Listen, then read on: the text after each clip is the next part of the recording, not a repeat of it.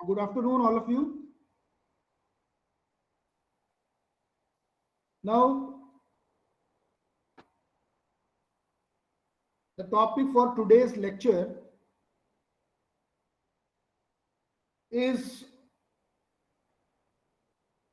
triacylglycerol. This I will discuss further today in context to lipids, which I am continuing since past few of my classes, and I further continue the lipids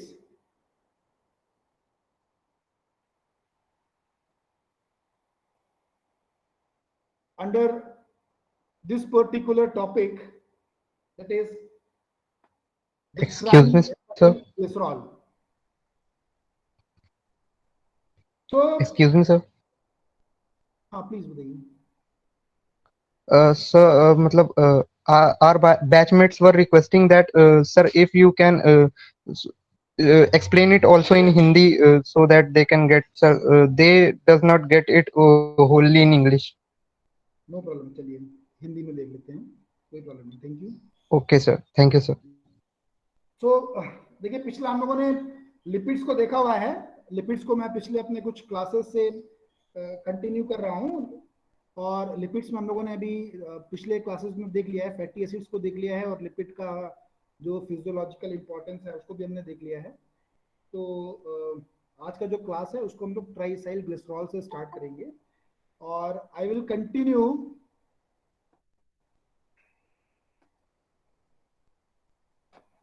this triacylglycerol within the context of lipid.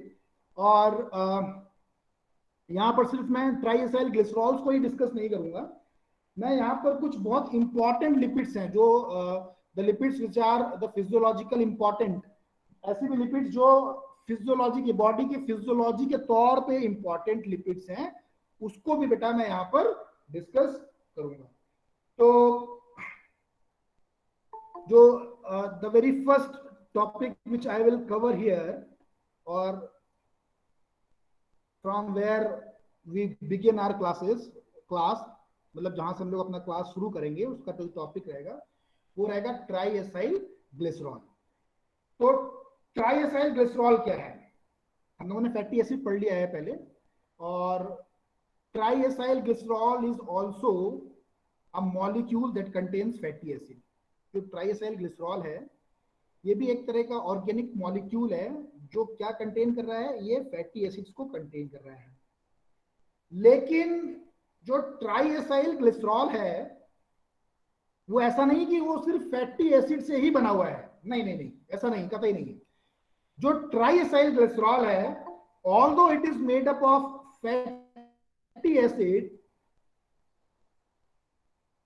but its sole chemical constituent is also contain some other component, some other organic moiety along with the fatty acid. मतलब कहने का मतलब है कि जो triacyl glycerol है वो सिर्फ फैटी एसिड से नहीं बना हुआ है, वो सिर्फ फैटी एसिड से नहीं बना हुआ है, वो अल्टीमेटली फैटी एसिड्स के साथ में कुछ दूसरे कंटेंट से भी बना हुआ है. तो अगर मैं यहां पर इसको हम लोग अगर समझें तो this is ट्राइएसाइल glycerol, and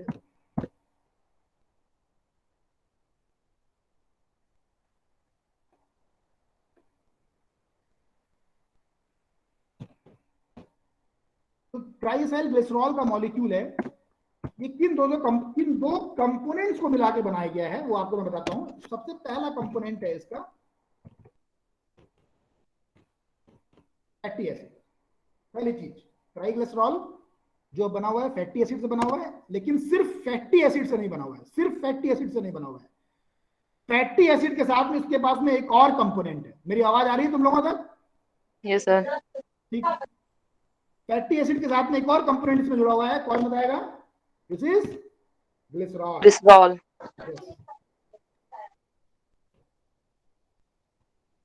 Glycerol is a trihydric alcohol. Chemically जो ग्लिसरॉल है वो ट्राईहाइड्रिक अल्कोहल है because it contains 3 hydroxy group. How many hydroxy group it contain? जो ग्लिसरॉल है इसको हम बोलते हैं trihydroxy alcohol because it contains 3 OH groups. ठीक है? Yes sir. तो ट्राईएसाइल ग्लिसरॉल क्या है? ट्राईएसाइल ग्लिसरॉल एक तरह का ऑर्गेनिक मॉलिक्यूल है और ये जो ऑर्गेनिक मॉलिक्यूल है एक तरह का ये ऑर्गेनिक मॉलिक्यूल है. साफ दिख रहा है ना जो मैं लिख रहा हूं? सब कुछ साफ दिख रहा है? नहीं तो बताइए, मैं उसको बड़ा कर दूंगा. साफ दिख रहा है आप लोगों को? Yes sir. So this is an organic molecule which contain of 2 components. 2 components को मिला के बनाया गया है. एक है फैटी एसिड और दूसरा है ग्लिसरॉल. फैटी एसिड और ग्लिसरॉल दोनों ही, अगर आप इनका केमिकल कंस्टिट्यूएंट देखेंगे तो फैटी एसिड एक अलग केमिकल क्लास को बिलोंग करते हैं और ग्लिसरॉल जो है वो एक अलग केमिकल क्लास को बिलोंग करता है. तो फैटी एसिड हमने डिस्कस किया था तो हमने एक चीज डिस्कस करी थी वहां पे कि फैटी एसिड का मॉलिक्यूल को अगर हम केमिकली क्लासिफाई करें या केमिकली एक केमिकल प्रोस्पेक्टिव में हम फैटी एसिड को बताएं फैटी एसिड है तो क्या है? तो fatty acid is a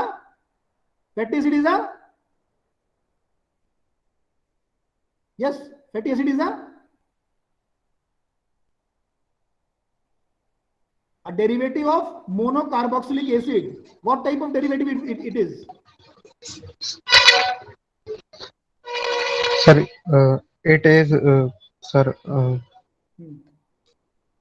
acidic group which is made up of aldehydes and alcohols. Condensation of both. Sir, glycerol and alcohol. मतलब, yes sir. Fats are, sorry, it's not sir that much clear to me. जब हमने fatty acid को discuss किया था तो मैंने वहां पर आपको एक स्ट्रक्चर बना के दिखाया था कि fatty acid consist of long chain of carbon which is bind directly with the carboxyl group. Yes sir. Yes sir. Yes. तो मैंने फैटी एसिड पढ़ाया था तो मैंने आपको वहां पर दिखाया था it contains long chain of carbon. It contains a long chain of carbon like this. All these corners indicate, ये जो कॉर्नर है क्या इंडिकेट कर रहे हैं? ये कार्बन की चेन को कर रहे हैं. ये कार्बन को इंडिकेट कर रहे हैं. Good.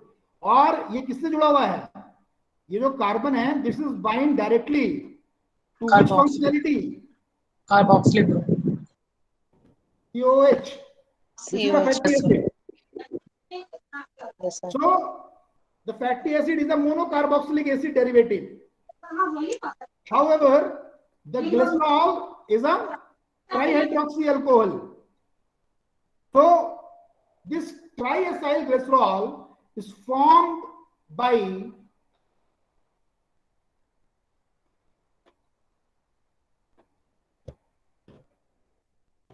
combination of this fatty acid moiety with a glycerol moiety. Now, how we will represent this glycerol? It is a trihydroxy alcohol. So, CH2 OH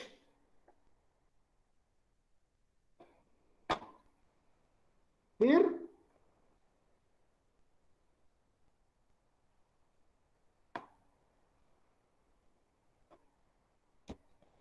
H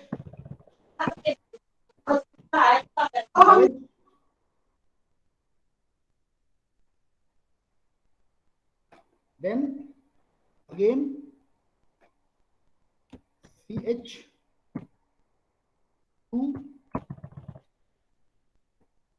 OH. Now what they are? Now what they are? This is, see, why we are saying it is an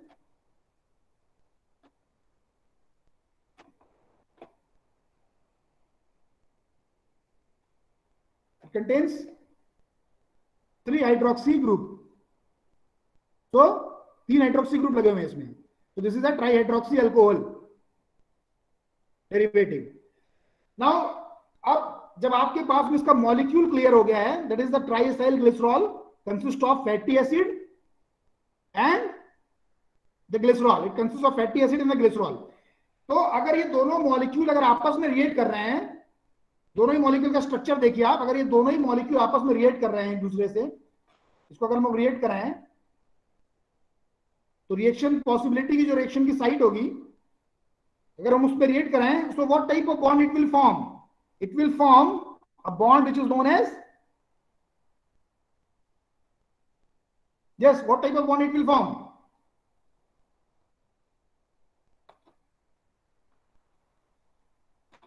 It will form a bond, क्या कहते हैं उस bond को जो एक acid और alcohol के बीच में फॉर्म होता है? It is known as ester bond. Yes, sir. It is known as the ester bond, and because of formation of such linkage, ये जो फॉर्मेशन हो रहा है भाई कार्बोक्सिलिक एसिड और अल्कोहल के बीच में, जो हमारे पास में यहाँ पर जो रिएक्शन हो रही है, इस पर्टिकुलर रिएक्शन की वजह से ये जो रिएक्शन कर रहा है मॉलिक्यूल,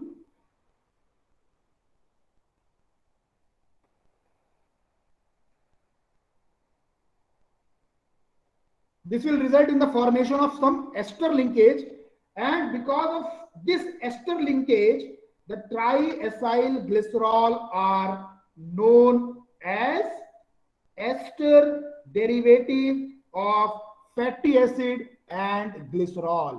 जो triacyl glycerol हैं, they are known as what? They are known as, they are known as ester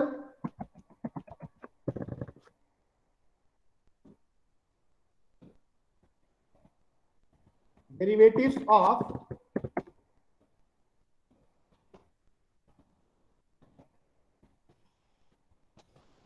fatty acid and glycerol, because of such linkage which is formed by union of these molecule, मतलब इनको जुड़ने की वजह से जो bond हमारा form हो रहा है वो एक एस्टर लिंकेज फॉर्म हो रहा है, क्योंकि आप जब फैटी एसिड को और ग्लिसरॉल के मॉइटी को आप रिएक्ट करा रहे हैं, जब ये मॉइटी रिएक्ट कर रहे हैं तो एक एस्टर लिंकेज को फॉर्म कर रहे हैं, और ये जो एस्टर लिंकेज बन रहा है बेटा, इसकी वजह से हम जो ट्राइएसाइल ग्लिसरॉल है उसको हम लोग कहते हैं क्या? Ester derivative of fatty acid and glycerol. Now अब स्ट्रक्चर को फिर से देखिए ध्यान से, ये जो आपके पास में ग्लिसरॉल का मॉइटी है, ये glycerol, that is this one structure, आप इसको देखिए,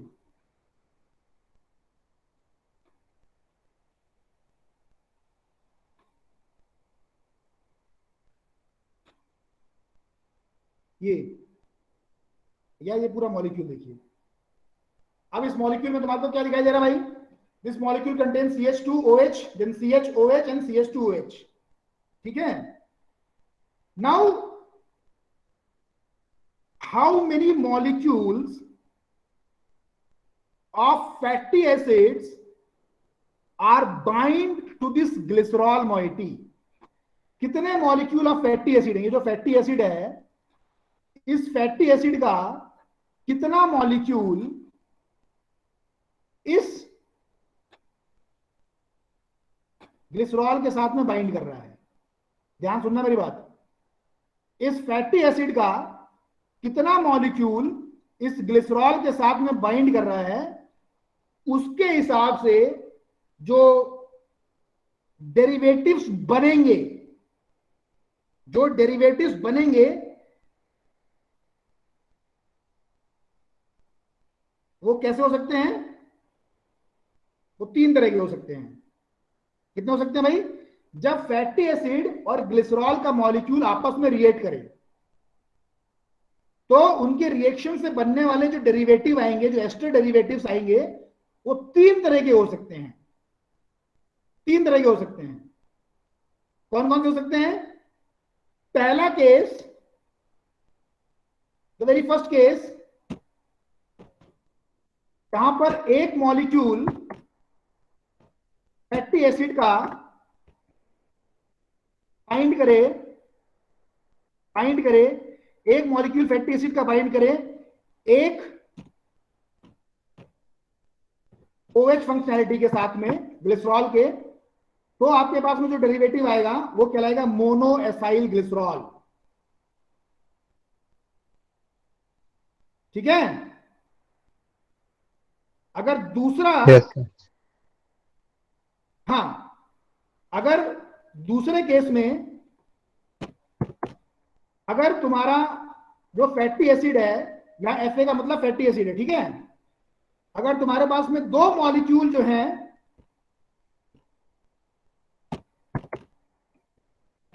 फैटी एसिड के, अगर उनको बाइंड कराओगे तुम दो हाइड्रोक्सी ग्रुप से, तो तुम्हारे पास में क्या डेरिवेटिव आएगा? डाइमोनो ग्लिसरॉल। क्या आएगा? Di acyl glycerol. Third case,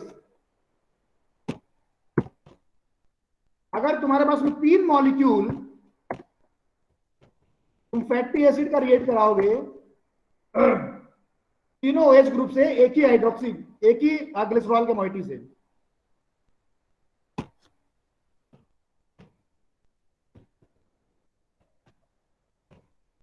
तो अब जो तुम्हारे पास में डेरिवेटिव आएगा, जो मॉइटी आएगा, वो क्या आएगा? Triglycerol sir. वो आएगा try acyl glycerol.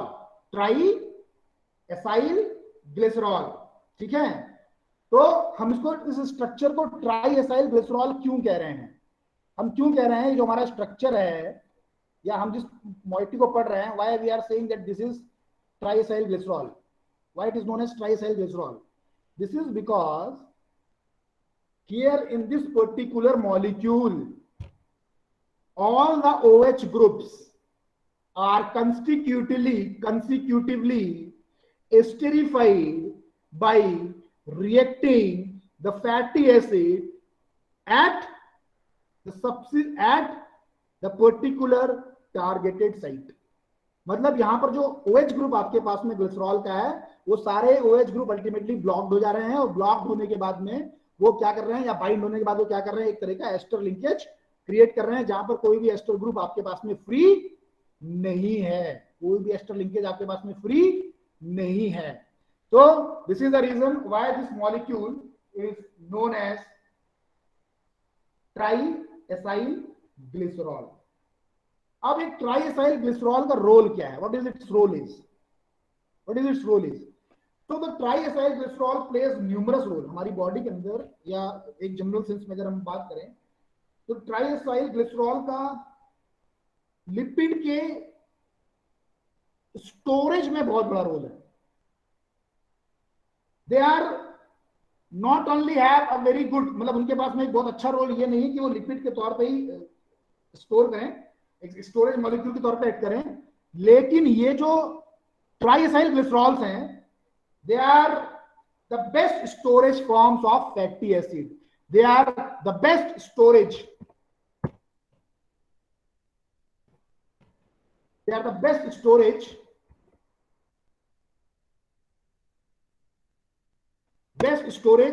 forms of fatty acids. It is कौन? ट्राइएसाइलग्लिसरॉल। ठीक है। Yes sir. अब देखो यहाँ पे एक चीज और सर सर कुछ बैचमेट्स हैं सर, रिक्वेस्ट कर रहे हैं ज्वाइन कर लीजिए।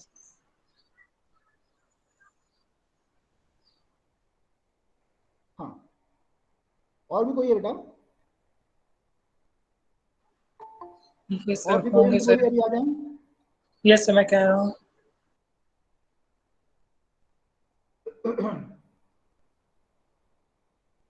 बोल दीजिए प्लीज, मैं वेट कर रहा हूँ, बुला लीजिए। Those who want to join, they can join. बताइए, 2:30 बज रहा है, 2 बजे की क्लास है।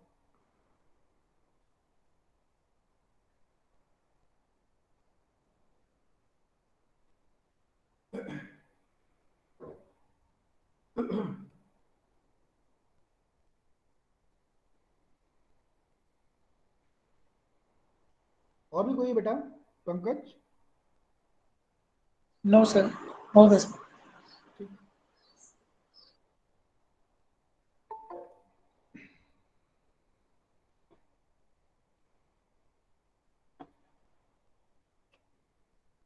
तो वन मोर थिंग, एक चीज और देखिए यहाँ पे।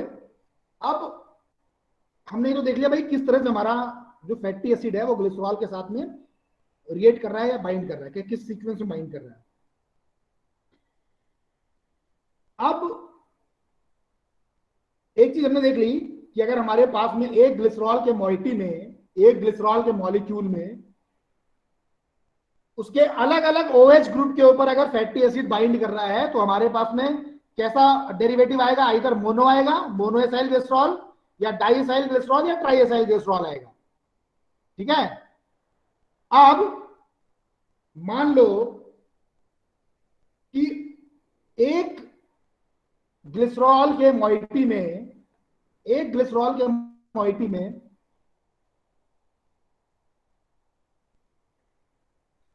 इस पूरे ग्लिसरॉल में अगर OH ग्रुप को, या अगर हम उसको एस्टेरिफाई करें और एस्टेरिफिकेशन के दौरान जो हमारे पास फैटी एसिड आए,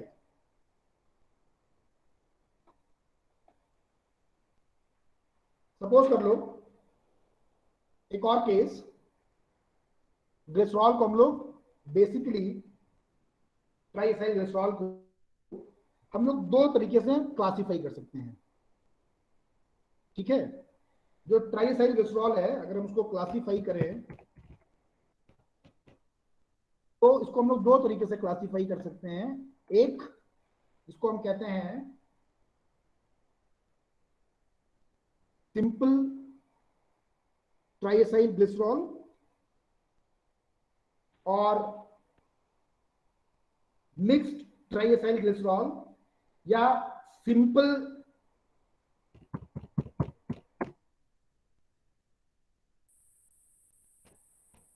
एसाइल ग्लिसरॉल, या फिर मिक्स्ड एसाइल ग्लिसरॉल। तो ये दो तरीके से आप इसको क्लासिफाई कर सकते हैं ट्राइएसाइल ग्लिसरॉल को। दे कैन बी सिंपल और they can be a mixed one, that is a simple triacyl glycerol और सिंपल एसाइल ग्लिसरॉल, या फिर मिक्स्ड एसाइल ग्लिसरॉल या मिक्स्ड ट्राइएसाइल ग्लिसरॉल। तो कब हम कहें कि सिंपल है और कब हम कहें कि मिक्स्ड है,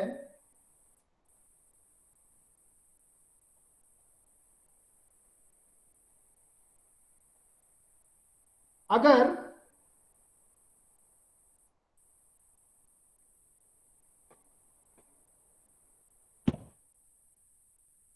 कोई भी एसाइल ग्लिसरॉल है या कोई भी ट्राइएसाइल ग्लिसरॉल है जहां पर ग्लिसरॉल के तीनों OH ग्रुप, तीनों OH ग्रुप एस्टेरिफाइड हैं, सिर्फ एक ही तरह के, सिंगल टाइप, एक ही तरह के फैटी एसिड से, वो कहलाएगा सिंपल एसाइल ग्लिसरॉल। और ऐसा एसाइल ग्लिसरॉल जहां पे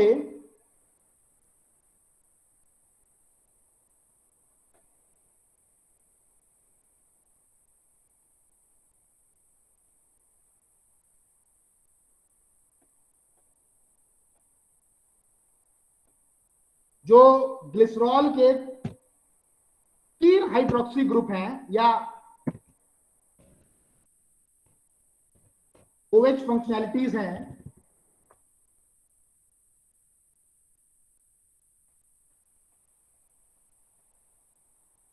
वो जो है एक से ज्यादा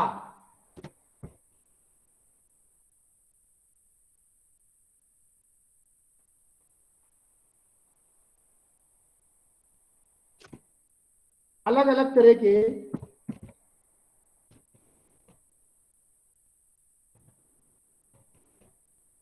फैटी एसिड से बाइंडेड हैं, एस्टेरिफाइड है, तो वो कहलाएगा मिक्स्ड एसाइल ग्लिसरॉल या फिर मिक्स्ड ट्राई एसाइल ग्लिसरॉल। ठीक है, तो अगर आपको ट्राई एसाइल ग्लिसरॉल को क्लासिफाई करना है, so you can classify this triacyl glycerol accordingly on the basis of how the glycerol molecule is esterified in presence of fatty acid along with the type of fatty acid so used for sole purpose of esterification। मतलब simple acyl glycerol या mixed acyl glycerol को तुम classify कर सकते हो सिर्फ इस basis के ऊपर कि जो ग्लिसरॉल के जो हाइड्रोक्सी ग्रुप लगे हुए हैं, अलग अलग हाइड्रोक्सी ग्रुप, अगर उन सारे हाइड्रोक्सी ग्रुप में एक ही तरह का फैटी एसिड का मॉलिक्यूल बाइंड करेगा या एक ही तरह का फैटी एसिड का मॉलिक्यूल रिएक्ट करेगा या एक ही तरह के फैटी एसिड के मॉलिक्यूल से हम उसको एस्टेरिफाई करेंगे या एस्टर बॉन्ड्स को फॉर्म करेंगे, तो उस तरह का ग्लिसरॉल डेरिवेटिव या उस तरह का मॉइटी कहलाएगा simple acyl glycerol, simple triacyl glycerol. और अगर जो ग्लिसरॉल का मॉलिक्यूल है या जो ग्लिसरॉल का मॉइटी है उससे 3 अलग अलग तरह के फैटी एसिड्स बाइंड करेंगे, तो बाइंड करने के बाद में फिर जो नया मॉलिक्यूल आपके पास में आएगा या जो 3 हाइड्रोक्सी ग्रुप हैं उनमें अलग अलग तरीके के अलग अलग नेचर के फैटी एसिड्स को अगर आप उनसे रिएक्ट करा रहे हैं और उसके बाद में आप एस्टर बॉन्ड्स को फॉर्म कर रहे हैं, तो जो एस्टेरिफिकेशन अब हो रहा है this is called as mixed acyl glycerol, or the molecules that are formed by such esterification or by such reaction is known as mixed acyl glycerol और मिक्स्ड ट्राई एसाइल ग्लिसरॉल। तो जहां एक ही तरह का फैटी एसिड है पूरे molecule में वो सिंपल है, और जहां अलग अलग तरह के फैटी एसिड के मॉलिक्यूल लगे हुए हैं ग्लिसरॉल के साथ में वो या ट्राइसाइल ग्लिसरॉल के साथ में, वो अल्टीमेटली क्या कहलाएगा mixed acyl glycerol. So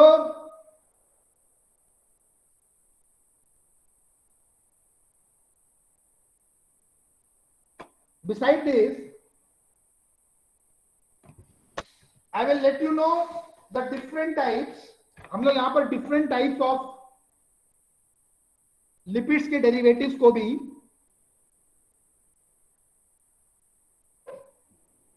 study करते हैं what they are.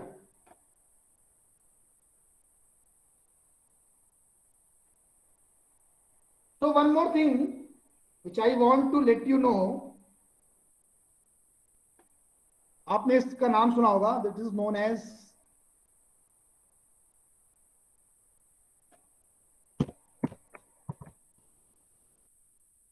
Phospholipids.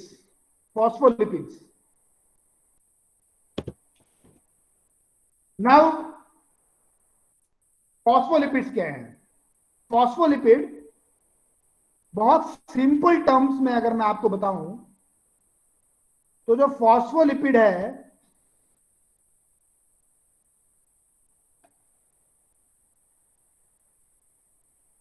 They are the lipids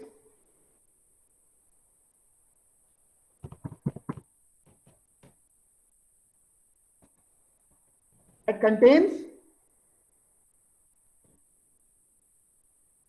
phosphate functionality, lipids that contains phosphate functionality।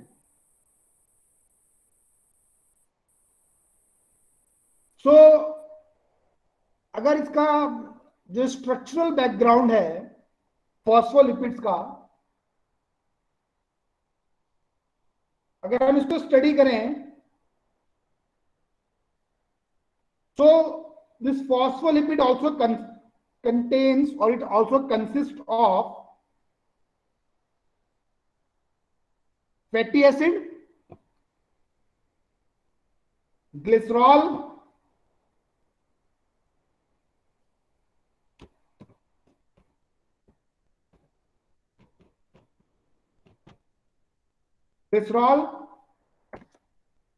along with phosphate, and wherever applicable, it may also contains an alcohol. Phosphate and wherever applicable, जहां पर हो, it also contains alcohol.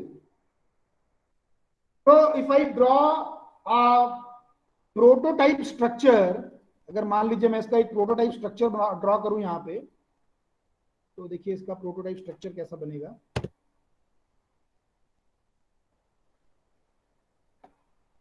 एक simple structure मैं आपको दिखा रहा हूं phospholipid का. H2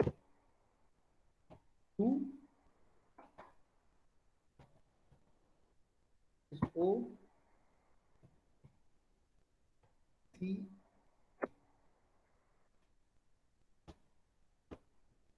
then R.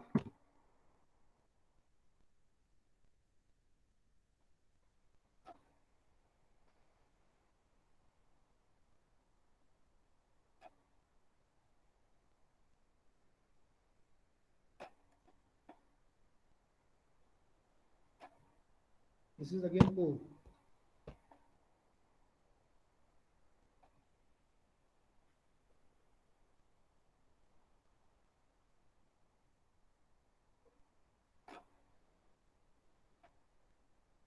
This is CH.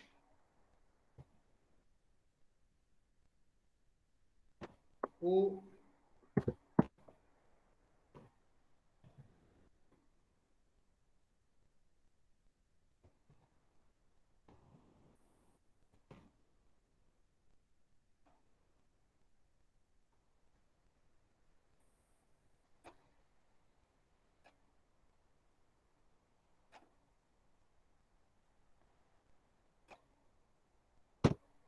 This is O.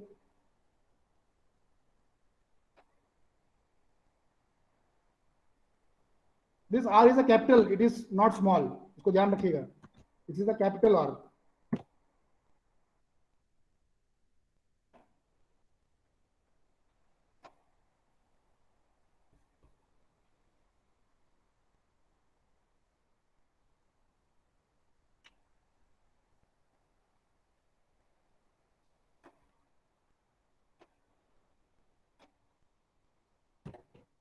H2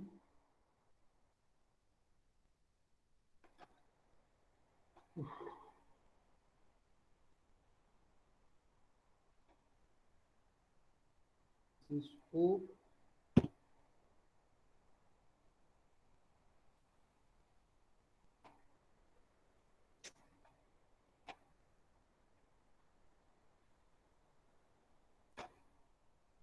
Then P.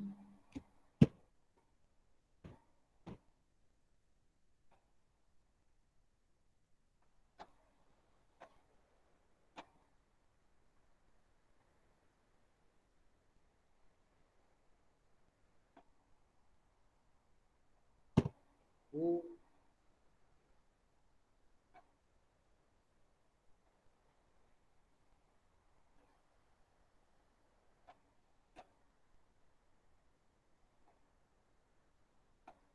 R. अभी भी स्ट्रक्चर कंप्लीट नहीं है, मैं इसको कंप्लीट कर दे रहा हूं.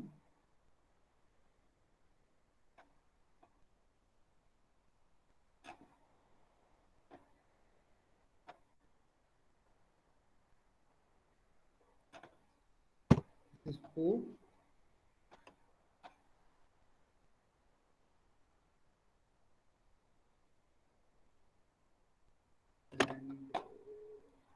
यहां पर भी O है P के पास में. This is O with negative charge.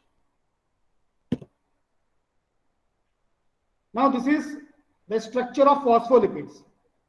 So you can see here itself that this structure contains the fatty acid as well as the glycerol और साथ में फॉस्फेट का link. So this is the normal linkage जो हम लोग यहाँ पर देख रहे हैं। This link is the normal one जो हम लोग अक्सर अभी पढ़ते चले आ रहे हैं। ठीक है, this is the normal link. This is an ester bond which is formed between, जो ester bond है वो फॉर्म हो रहा है कहां पर, ग्लिसरॉल के बीच में और फैटी एसिड के बीच में। फिर ये जो तुम्हारे पास में जो मॉलिक्यूल आ रहा है, this molecule, this presence of this phosphate linkage, ये जो फॉस्फेट फंक्शनैलिटी है, ये फॉस्फेट फंक्शनैलिटी जो लिपिड के मॉलिक्यूल में है, because of this one, this particular molecule is known as phospholipid. अब अगर इस फॉस्फोलिपिड के मॉलिक्यूल को भी हम लोग देखेंगे तो यहां पर जो ये फॉस्फोलिपिड का मॉलिक्यूल है, इसके अंदर दो इंपॉर्टेंट कैरेक्टरिस्टिक हैं। अगर मैं यहां पे ये जो आर ग्रुप मैंने लगाया हुआ है, ये वाला आर,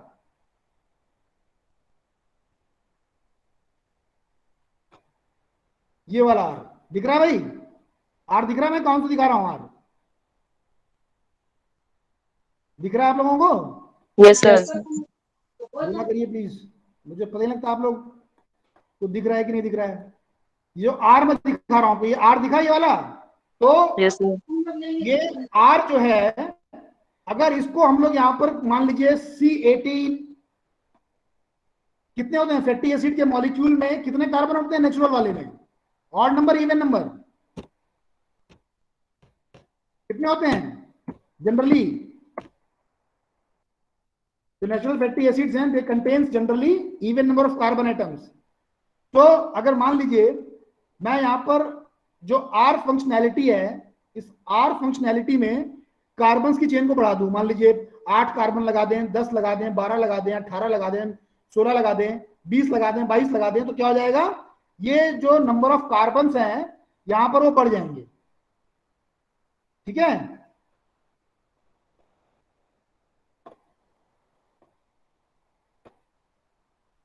ठीक।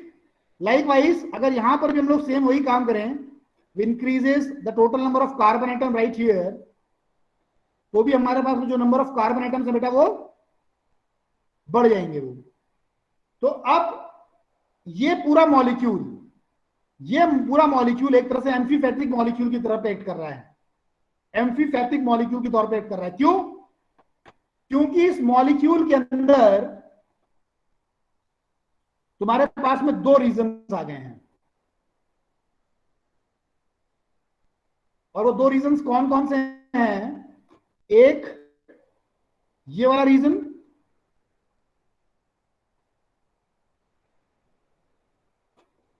ये पर्टिकुलर रीजन जो क्या कर रहा है, इस पर्टिकुलर मॉलिक्यूल को नंबर ऑफ कार्बन को बढ़ा रहा है, तो ये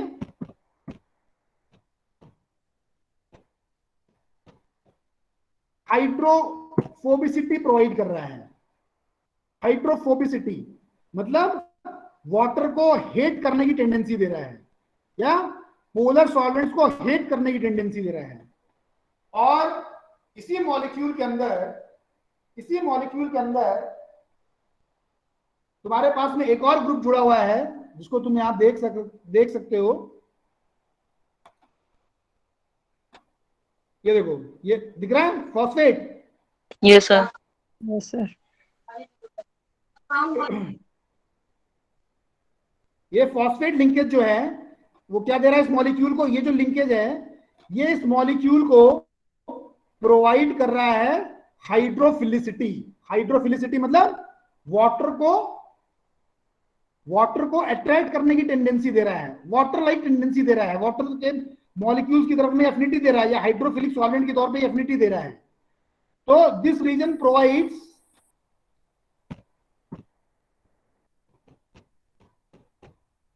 हाइड्रोफिलिक कैरेक्टरिस्टिक। अब क्योंकि इस मॉलिक्यूल में दोनों ही कैरेक्टरिस्टिक हैं, तो ये मॉलिक्यूल एक एम्फीपैथिक मॉलिक्यूल के तौर पे एक्ट करेगा, एम्फीपैथिक मॉलिक्यूल के तौर पे एक्ट करेगा, क्योंकि इसमें हाइड्रोफिलिक फंक्शनैलिटी भी है, हाइड्रोफिलिक कैरेक्टरिस्टिक भी है, और इसमें हाइड्रोफोबिक कैरेक्टरिस्टिक भी है। ये एक रीजन है ये एक बहुत बड़ा रीजन है इस पर्टिकुलर कंपाउंड का। ये जो हम लोग केमिकल कैरेक्टरिस्टिक पढ़ रहे हैं, इसके जो इस कंपाउंड का जो स्ट्रक्चर प्रोस्पेक्टिव पे, इस कंपाउंड के अपने स्ट्रक्चर के बेसिस पे जो हम इसके केमिकल कैरेक्टरिस्टिक को जो हम लोग यहाँ पढ़ रहे हैं, जो हम लोग उसको देख रहे हैं, इसकी वजह से जो फॉस्फोलिपिड्स हैं, ये जो सेल मेम्ब्रेन है उसका मेन कंस्टिट्यूएंट है। सेल मेम्ब्रेन का जो फॉस्फोलिपिड्स हैं, they are main constituent of cell membrane. और आपने देखा भी होगा जो सेल मेम्ब्रेन है वो मॉलिक्यूल कैसा है, वो सैंडविच्ड मॉलिक्यूल है। उसका पोलर पार्ट, पोलर, उसका जो सेल मेम्ब्रेन का जो पोलर रीजन है, it is always towards the polar side, और जो उसका नॉन पोलर रीजन है, it is always towards the hydrophobic and, और its hydrophobic ends is always towards the non-polar side, and its hydrophilic end is always towards the polar side।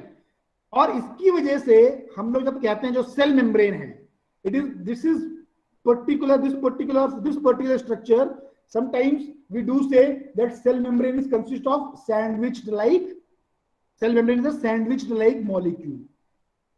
So because of such characteristic, the phospholipids are present in as a main constituent in the cell membrane. So let us look into, देखते हैं हम लोग किस तरह से अलग अलग तरह के फॉस्फोलिपिड्स के मॉलिक्यूल्स हैं।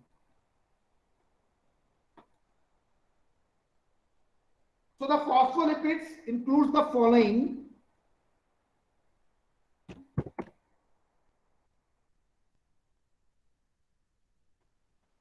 First one is the phosphatidic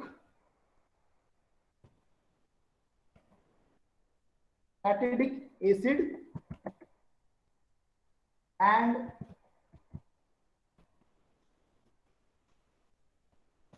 phosphatidylglycerol. This is the one type. Second type is phosphatidylcholine.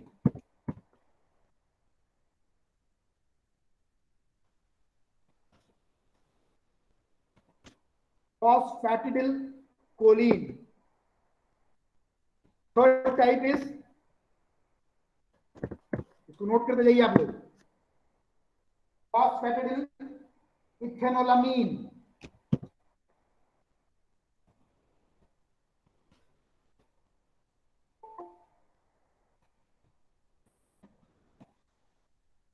phosphatidylethylamine, देखिए यहाँ पर अल्कोहल का मॉइटी लगा हुआ है। Then phosphatidylinositol.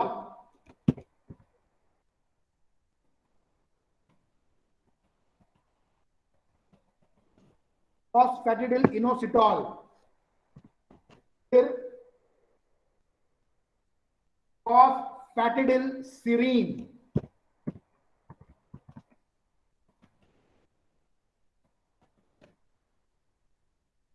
उसके बाद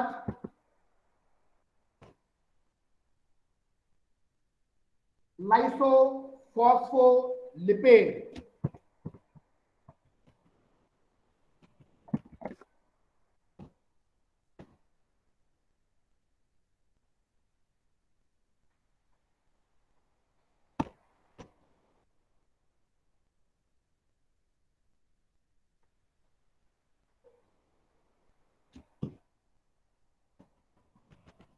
Plasmalogens. They are the important type of phospholipids. And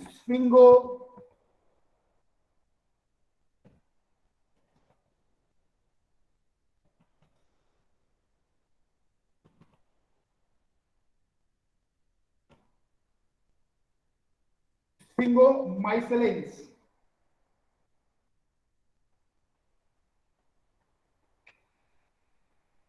सो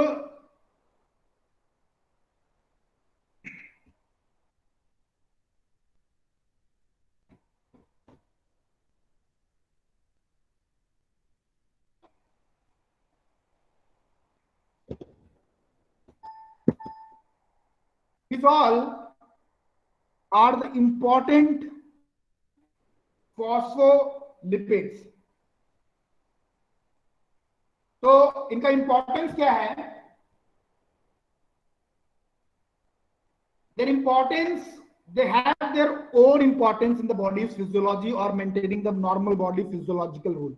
ये जो बॉडी का जो नॉर्मल फिजियोलॉजी है, इनका सबका अपना अपना इंपॉर्टेंट रोल है. जैसे कि जो फॉस्फेटिडिक एसिड है, this particular molecule, this phosphatidic acid, ये एक इंटरमीडिएट है for synthesis of triacyl glycerol as well as phosphoglycerol. जो फॉस्फेटिडिक एसिड है, ये एक इंटरमीडिएट है किसके लिए? किसको बनाने के लिए? ट्राइएसाइल ग्लिसरॉल को और फॉस्फोग्लिसरॉल को. उसके साथ साथ ये जो मॉलिक्यूल है फॉस्फेटिक एसिड और फॉस्फेटिडाइल ग्लिसरॉल,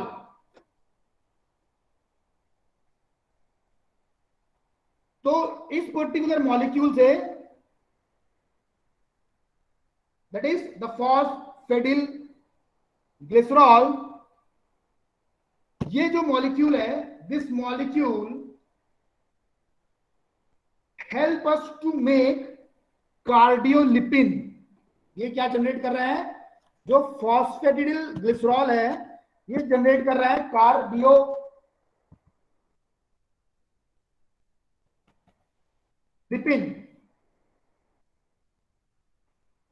कहां जनरेट कर रहा है? This generates the cardiolipin in the mitochondria. Then this phosphatidylcholine, this molecule, जो phosphatidylcholine है, ये एक्चुअली स्टोर करते हैं. दे स्टोर, क्या स्टोर करते हैं? They store Colin. कोलिन का आपने नाम सुना होगा. आई होप आपने एक न्यूरो ट्रांसमीटर का नाम सुना होगा, ACH. क्या नाम होता है इसका? कोई नाम बताएगा इसका? मेरी आवाज आ रही है आप लोगों तक? Yes sir. Yes sir. ये जो कोलिन है, ये जो फॉस्फेटिडाइल कोलिन है, ये मॉलिक्यूल जो है स्टोर करता है. क्या स्टोर करता है? कोलिन को. यस. कोलिन को. और ये जो कोलिन है, ये एक इंपॉर्टेंट प्रिकर्सर है ACH का. तो ये बताओ भाई, ACH है एक तरह का न्यूरोट्रांसमीटर. नाम बताओ क्या है, जानते हो? Sir acetocholine. नहीं नहीं नहीं, एसिटोकोलिन नहीं है बेटा. It is acetyl choline. Acetyl choline. It is not acetocholine बेटा, it is an acetyl choline. So yes. जो एसिटाइल कोलिन है बेटा, this acetyl choline, it is a neurotransmitter.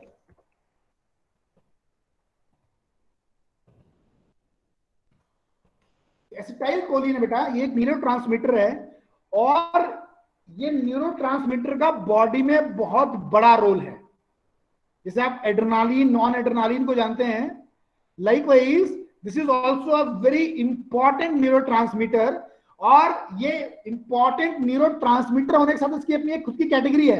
It is also known as central neurotransmitter. ये जो nerves का जो transmission है, उसको करने में its plays a very crucial and the important role.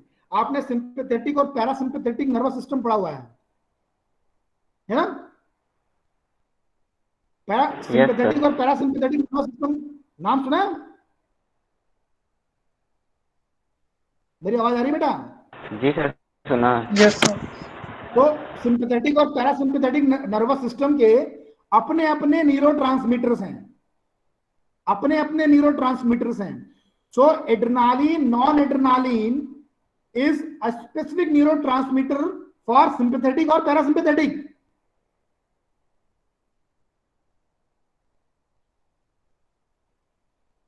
किसका है? पैरासिम्पैथेटिक का है, पैरासिम्पैथेटिक का है?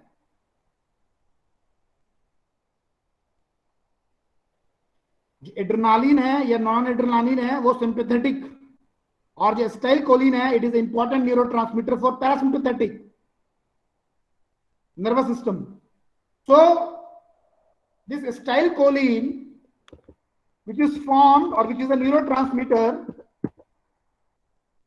is formed or it contains this choline molecule, and this choline molecule is stored in a higher quantity in phosphatidylcholine, which is a type of phospholipid derivative.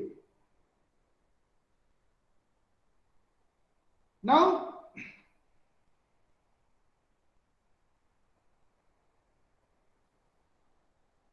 one more thing which I here want to explain you people.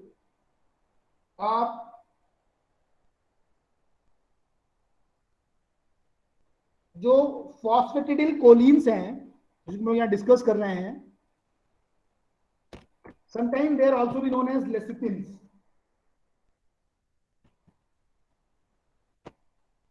लेसिथिन्स, और इसी में एक बहुत important example है, इसको हम बोलते हैं di palmitoyl lecithin. Di palmitoyl lecithin, it is a very good example here.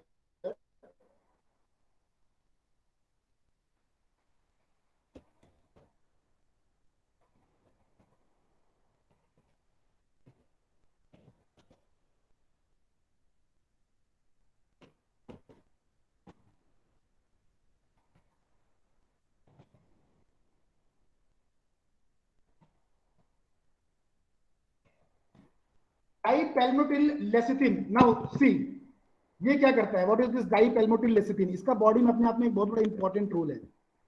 And role क्या है, ये एक सरफेस एक्टिव एजेंट के तौर पे काम करता है. Surface active agent, surface active agent का नाम मेरे ख्याल से आपने सुना होगा, सर्फेक्टेंट. आई होप अगर आप स्टैटिस्टिक्स पढ़ रहे हैं तो वहां पर इस तरह का टर्म भी आएगा, सर्फेक्टेंट या सरफेस एक्टिव एजेंट. ये सरफेस एक्टिव एजेंट या सर्फेक्टेंट क्या करते हैं, सरफेस टेंशन को रिड्यूस कर देते हैं. और ये जो डाईपैल्मिटिल लेसिथिन है ये एक बहुत इफेक्टिव सरफेस एक्टिव एजेंट है या सर्फेक्टेंट है, जो करता क्या है कि जो लंग्स हैं, जो हमारे बॉडी में लंग्स हैं, उनका जो इनर लाइनिंग है, उस इनर लाइनिंग में ये क्या करेगा, अल्टीमेटली उसको एक दूसरे से चिपकने से बचाता है. समझ रहे हो?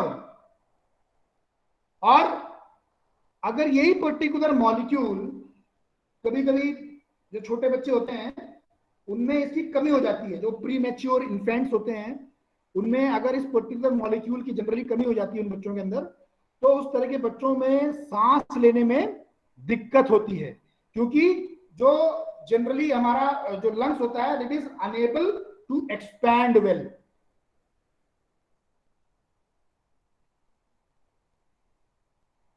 Now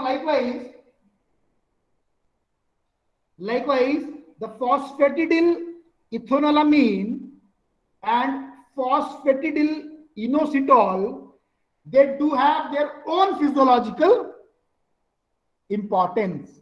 They have their own physiological importance. So as your class is, as your time is over anyhow, and I hope you do have a next class. आप लोग का दूसरा क्लास भी है ना अभी से?